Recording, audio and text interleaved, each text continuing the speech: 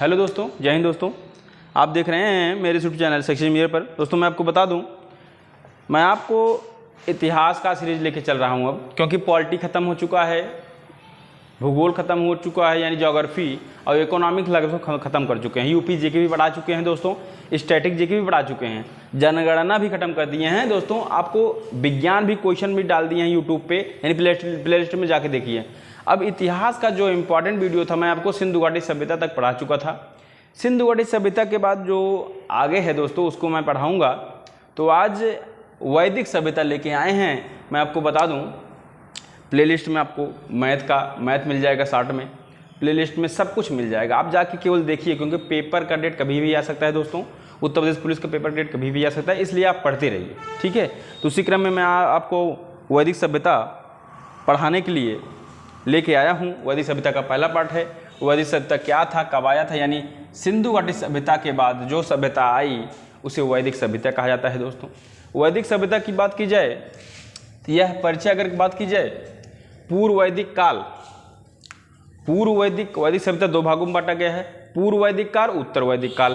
तो पूर्व वैदिक काल में हम पहले पढ़ेंगे, यह है 1800 से 1800 BC से, BC मतलब ईसा पूर्व, 1800 BC से 1000 ईसा पूर्व यानी BC की बात करता है। ईसा पूर्व या BC एक ही है दोस्तों, ईसा पूर्व BC एक ही है। ईसा पूर्व मैं आपको बताया था, ईसा मसीह के जन्म के बाद का जो दिन होता है उसे ईसा पूर्व, जन्म के पहले का ईस्वी कहते हैं, ठीक।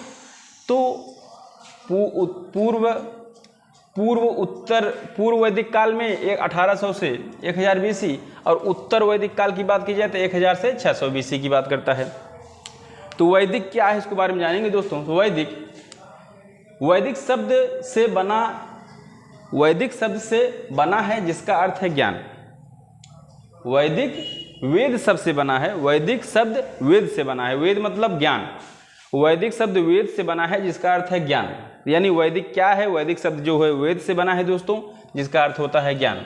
निर्माता की बात की जाए, आर्य संस्कृत शब्द जिसका अर्थ है श्रेष्ठ। निर्माता में जो आर्य है वह संस्कृत शब्द है, और आर्य का जो संस्कृत शब्द है उसका अर्थ होता है श्रेष्ठ, यानी सब में श्रेष्ठ, आगे, ठीक। उसी क्रम में मैं आपको बता दूं, यह सब वेद या वैदिक को बताने वाले मूल निवासी मैं देखूंगा। कुछ ऐसे मूल निवासी थे, बताए थे कि यह जो आर्य थे कहाँ से आए थे, मतलब किस तरफ से आए हैं, इनकी बोलचाल भाषा, इनका रूप रंग देख के यह सब जो वैज्ञानिक हैं इनको बताए हैं। तो मूल निवासियों में मैं आपको पहले बताऊंगा मैक्स मूलर। ये जो मैक्स मूलर हैं, यह जो आर्य थे इनको बताएं कि यह मध्य एशिया से आए हैं। इनको बताएं क्या दोस्तों, कि जो आर्य हैं यह मध्य एशिया से आए हैं। और डॉक्टर संपूर्णानंद जो भारतीय हैं, इन्होंने बताया कि आर्य जो है यह आल्पस पर्वत यानी यूरेशिया, आल्पस पर्वत यानी यूरेशिया से आए हैं। लेकिन बाल गंगाधर तिलक ने बताया कि यह आर्कटिक द्वीप यानी उत्तरी ध्रुव से आए हैं, ठीक। और स्वामी दयानंद सरस्वती ने बताया कि जो आर्य हैं यह तिब्बत से आए हैं। लेकिन यह सब हमारे जो मूल निवासियों द्वारा बताया गया है, इसमें सबसे बेटर यानी मैक्स मूलर का माना जाता है कि आर्य जो है यह मध्य एशिया से आए हैं। आर्य कहाँ से आए हैं दोस्तों, आर्य मध्य एशिया से आए हैं। इन्हीं का माना जाता है कि आर्य मध्य एशिया से आए हुए हैं, ठीक। डॉक्टर संपूर्णानंद आल्पस पर्वत से बताए हैं, जो यूरेशिया में है। बाल गंगाधर तिलक जो है आर्कटिक यानी उत्तरी ध्रुव से आए हैं। कौन, हमारे आर्य जो है, आर्य लोग जो है, आर्य शब्द का अर्थ है श्रेष्ठ। आर्य लोग कहाँ से आए हैं, तो यह सब एक मत है, बताया गया है। जानकारी स्रोत देखेंगे दोस्तों, जानकारी का स्रोत। अब इनके जानकारी कहाँ से मिली है कि यह कहाँ से आए हैं। यह जानकारी का स्रोत एक साहित्यिक है और एक पुरातात्विक। साहित्यिक के मतलब दोस्तों यह है, पुराने पुराणों में, ग्रंथों में लिखा हुआ मिला कि यह इसे साहित्यिक कहेंगे। और पुरातात्विक मतलब पुराने चीज़ जो खोजी गई वस्तु है, पुरातात्विक वस्तु से पता चला है, पुरातात्विक चीज़ जो खोजी गई है उसमें पता चला है कि यह पुरातात्विक है, ठीक। पुरातात्विक वस्तुओं से मिलने वाली जो है उसे पता चलता है पुरातात्विक हैं। और साहित्यिक से जो जांच मिलती है, इनकी किताबों व ग्रंथों में पता चलता है यह यहाँ से आए हैं। यह जानकारी स्रोत साहित्यिक और पुरातात्विक है। तो पुरातात्विक स्रोत में मैं आपको बता दूं, बोगाज कोई अभिलेख एक बोगाज कोई अभिलेख है जो 1400 ईसा पूर्व पुराना है, जो 1400 ईसा पूर्व पुराना है। इस अभिलेख में इंद्र का, वरुण भगवान का या मित्र या नासत्य का उल्लेख मिलता है। जो पुरातात्विक स्रोत है इसमें बोगाज कोई एक अभिलेख है, उसमें 1400 ईसा पूर्व के पहले के इसमें यह मिलता है। इसमें इस अभिलेख में इंद्र का, वरुण का, मित्र का, नासत्य का उल्लेख है। पूछा जाए कौन से स्रोत में इंद्र का, वरुण का, मित्र का, नासत्य का उल्लेख किया गया है? पुरातात्विक स्रोत में। किसमें? वैदिक सभ्यता में। वैदिक सभ्यता में किस अभिलेख में इंद्र का, वरुण का उल्लेख किया गया है? पुरातात्विक स्रोत में। ठीक, अब आता है पूर्व वैदिक काल। पूर्व वैदिक काल पूछा जाए कि पूर्व वैदिक काल से हमें क्या मिला, यानी यहाँ पे खुदाई करने के बाद क्या मिला? तो गौरिक मृदभान, एक गौरिक मृदभान मिला जिसे OCP कहते हैं। पूर्व वैदिक काल में खुदाई करने पे यानी कुछ मिला है तो वह गौरिक मृदभान है जिसे OCP कहते हैं। और उत्तर वैदिक काल में खुदाई करने पे क्या मिला? चित्रित धूसर मृदभान, यानी चित्त, इसमें गौरिक है, इसमें चित्रित मतलब चित्त संबंधित जो मृदभान है। मृद मतलब मिट्टी, खुदाई से जो मिला है, क्या मिला है? चित्रित धूसर मृदभान जो PGW कहा जाता है। और पूर्व वैदिक काल में गौरिक मृदभान मिला जिसे OCP कहा जाता है। ठीक, पुरातात्विक स्रोत में आपको बता दूं, बोगाज कोई अभिलेख में 1400 BC में जिसमें इंद्र, वरुण, मित्र और नासत्य का उल्लेख है। इसके पहले मैं बताया कि जो आर्य थे या कहाँ से आए थे, कुछ विद्वान ने बताया, मैक्स मूलर ने बताया मध्य एशिया से, डॉक्टर संपूर्ण ने बताया आल्पर पर्वत से, बाल गंगाधर तिलक ने बताया आर्कटिक महाद्वीप से, स्वामी विवेकानंद ने बताया तिब्बत से। ठीक, और मैं आपको बताऊं आर्य एक संस्कृत शब्द है जिसे श्रेष्ठ माना जाता है। वैदिक वेद शब्द से आया है जिसको अर्थ है ज्ञान। ठीक, जो भागों में बटा है पूर्व वैदिक काल, उत्तर वैदिक काल। पूर्व वैदिक काल मैं बताया हूँ खुदाई करने पर गौरिक मृदभान OCP मिला था। ठीक, जिसे उत्तर वैदिक काल में चित्रित धूसर मृदभान PWD। ठीक, अब हम आते हैं दोस्तों साहित्यिक स्रोत। यह पुरातात्विक स्रोत था। अब साहित्यिक स्रोत में मैं आपको बताऊं, वेद जो 4 हैं इसके बारे में बात होती है। 4 वेद मिले हैं जिसमें साहित्यिक स्रोत में, क्योंकि किताबें गानी हैं तो इसमें वेद मिले हैं जिसमें 4 वेद हैं। पहला हमारा ऋग्वेद है, यह सबसे पुराना वेद है दोस्तों। इसके संकलनकर्ता कृष्ण द्रौपायन वेद व्यास हैं। कृष्ण द्रौपायन वेद व्यास हैं, यानी किसके संकलनकर्ता? ऋग्वेद के। इसमें 10 मंडल हैं, 1028 सूक्त हैं। 10 मंडल हैं दोस्तों, 1028 सूक्त या मंत्र हैं इसमें। ठीक, यह 10 मंडल बहुत इंपॉर्टेंट है दोस्तों, जिसमें प्रथम एवं 10वां मंडल सबसे नया मंडल है। जो प्रथम और 10वां मंडल है यह सबसे नया मंडल है, बाद में सबसे बाद में खोजा गया है। इसके पहले दूसरा, तीसरा, चौथा, पांचवा, 8वां ये सब था। ठीक, तो कुछ इंपॉर्टेंट मंडल है जिसके बारे में बात करेंगे हम, जैसे तीसरा मंडल तृतीय मंडल। तृतीय मंडल में बात की जाए दोस्तों तो तृतीय मंडल में गायत्री मंत्र, तृतीय मंडल में गायत्री मंत्र की बात किया गया है, जिसको मंत्र विश्वामित्र द्वारा किया गया है।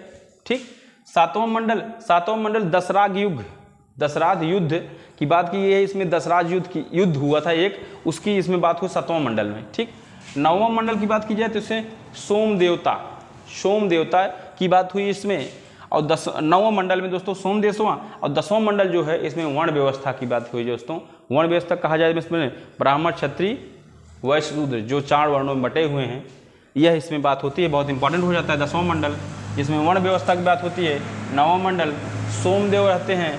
7वां मंडल दशरथ युग की बात होती है। तृतीय मंडल गायत्री मंत्र की बात होती है, जिसमें विश्वामित्र यह गाए थे। प्रथम और 10वां मंडल सबसे नया मंडल है। इसमें 10 मंडल है, 1028 सूक्तियाँ हैं। उसके बाद आता है दोस्तों सामवेद। 4 वेद बताए थे ना साहित्यिक सूत्र में। सामवेद की बात की जाए दोस्तों, संगीत का वेद, इसमें संगीत का वर्णन मिलता है दोस्तों, यानी संगीत इसमें मेन इंपॉर्टेंट है। जो 7 स्वरों का सर्वप्रथम प्रयोग हुआ था, 7 स्वरों का सर्वप्रथम प्रयोग हुआ था इसी संगीत में। संगीत का वेद है, 7 स्वरों का सर्वप्रथम प्रयोग हुआ था। ठीक, किसमें? सामवेद में। अब आता है यजुर्वेद। यजुर्वेद की बात की जाए दोस्तों तो यह यज्ञ की विधियों का वर्णन है। इसमें यज्ञ किस तरह से किया जाएगा, इसमें क्या क्या जरूरत है, किस तरह से आहुति दी जाएगी, इसका वर्णन यजुर्वेद में है दोस्त। और यह गद्य एवं पद्य का भी वेद है। यह गद्य एवं पद्य में भी मिलता है। पूछा जाए गद्य एवं पद्य का वेद कौन है? यजुर्वेद। यज्ञ की विधियों का वर्णन इसी में मिलता है। और संगीत का वर्णन सामवेद मिलता है। ठीक, अब आता है हमारा अथर्ववेद।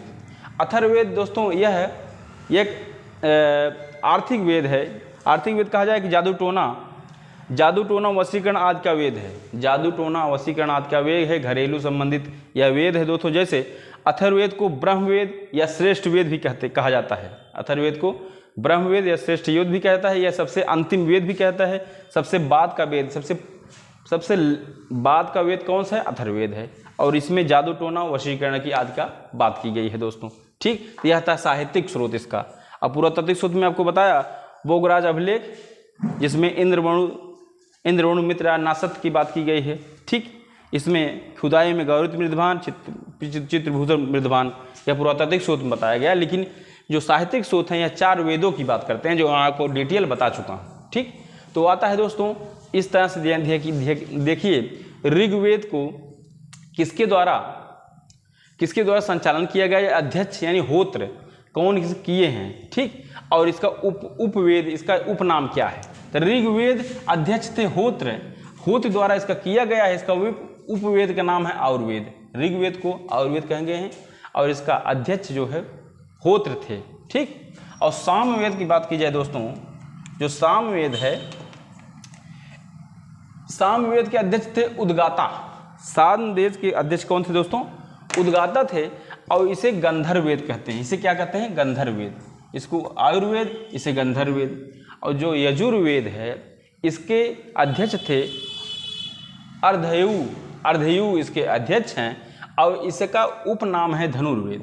इसका नाम क्या है दोस्तों? धनुर्वेद। और जो अर्थवेद है, अर्थवेद के अध्यक्ष हैं ब्रह्मा, और इसको उपवेद में शिल्पवेद कहा जाता है। तो दोस्तों ऋग्वेद होर्त इसको जारी करते हैं, इसका नाम है आयुर्वेद। सामवेद उद्गाता, जिसका नाम है गंधर्ववेद। यजुर्वेद अर्धयु, जिसका नाम है धनुर्वेद। अर्थवेद, जिसका अध्यक्ष ब्रह्मा होते हैं, इसका उपवेद नाम है शिल्पवेद। दोस्तों यह हमारा उत्तर वैदिक काल का प्रथम पार्ट है, जो आपके लिए मैं एक वीडियो में मोटा बताने की कोशिश किया हूँ। इसके बाद 1-2 वीडियो और आएगा उत्तर वैदिक काल का।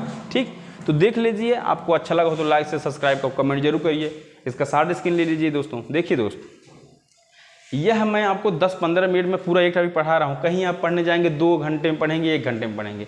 यहाँ पढ़ के आप उतार के अच्छे से तैयारी, कम समय में अच्छा तैयारी कर सकते हैं। केवल देखिए आजकल स्मार्ट पढ़ाई का दोस्तों ज़माना है। आप स्मार्ट पढ़ाई करिए, क्योंकि जो सिलेबस है वही पढ़िए।